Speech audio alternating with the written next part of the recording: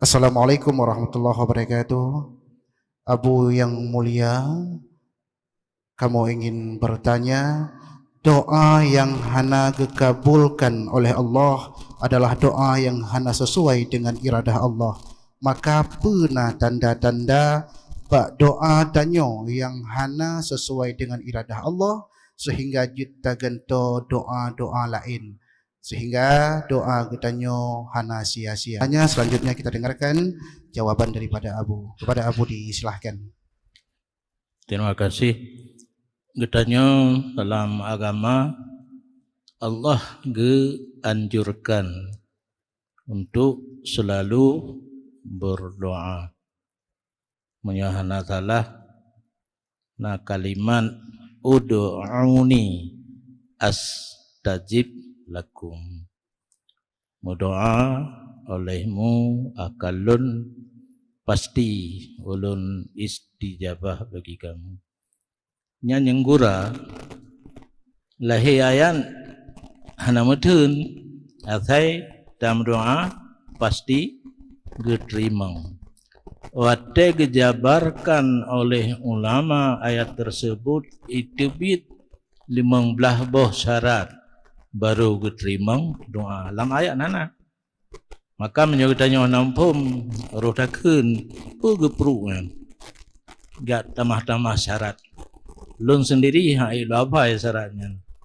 Cuma yang paling raya syarat untuk diterima doa perut bena subhat dan harim. Menyamantang lampruk katanya subhat dan harim yang jauh harapan untuk diterima doa. Dan yang kedua, isi doa kitanya harus muafakah takdir Allah.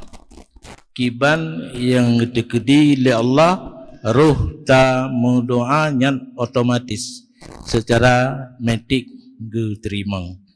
Menyohana sesuai dengan takdir Allah lebo cara. Jadi tetap istajib lun rimang tapi lebo cara. Yang pertama karena hana cocok yang tamu doa dengan kondisi kita nyawa dengan getuka. Nyanban makna istajib no. Ud'uni astajib lakum.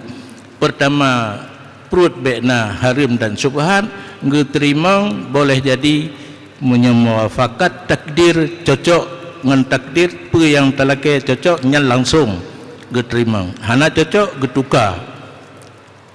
Sabah tu getuka hana diterima langsung pi hana getru uro akhirat. Sehingga naurun batikalan amalan gaknyan kamu tumpuk getanya mbak Allah hai pakal lethai lung amalan lun mamai beo semayang perle tagaina semayang tunan ha le ju terawih pi tengok tapi gaduh TV gaduh ngan HP nyan ke yang kam lake di dunia ke hantam kubi sungguh tak kamu doa hantam kubi nyan pacok jadi getruh gebi hana kana cocok dengan takdir getuka pi hana getruh uro akhirat.